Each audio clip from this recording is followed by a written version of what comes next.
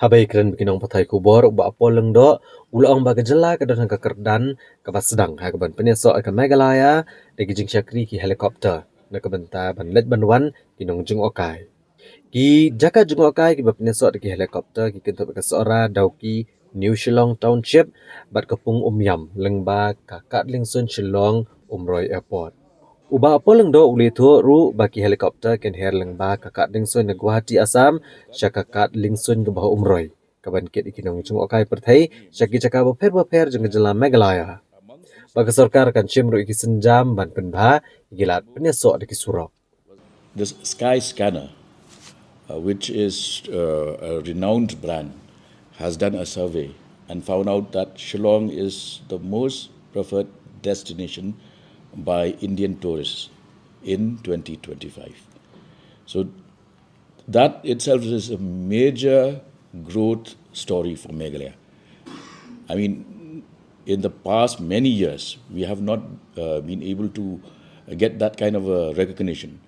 And this time around, with us having successfully been able to sell brand Meghalaya as the ultimate tourism destination, you will see that even under that Saski, Meghalaya has got the lion's share.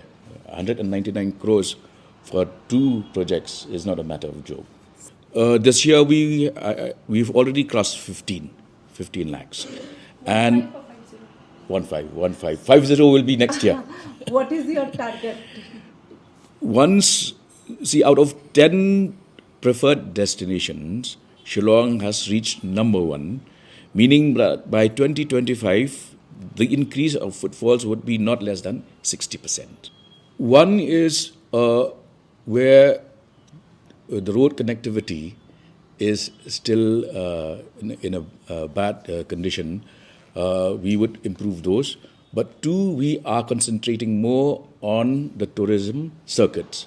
Circuits which now will be, there is already a proposal to also connect these circuits by air.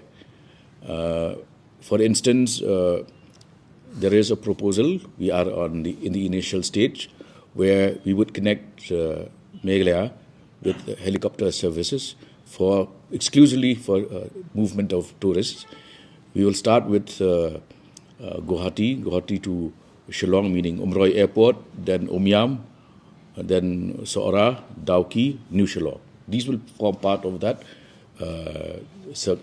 tourism circuit. But the other areas, for instance, Mausenram, where we are developing the Rain Museum, that will need more investment in the road network. Bah Paul Lyngdoh uba kemi ekatanat social welfare ula pente bag sarkar jela kalabo ekatong bachna sakhat santli ki rehabilitation center jong sarkar hapok kasnam arajar arpusan.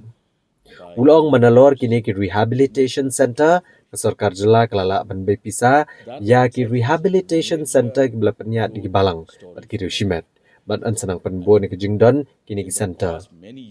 Ulong bagidang bishar ke Jing terwa bandan lakum no sakhat santli ki center hapok senam arajar arpusan. Baru leto bahadu mentah ke sarkar jela kala bay pisaru ya kandai teli ki center ki balong trai bat penyat ki Shimet ha ke jela. Ha ke bede bagi jengyap ki argut ki samla ke jela ha ki rehabilitation center ha Assam. Bah Paul Lyngdoh ulong bagi ledat thok ke sarkar Assam bat pa ne ka kaipot halor ke ni ke benta.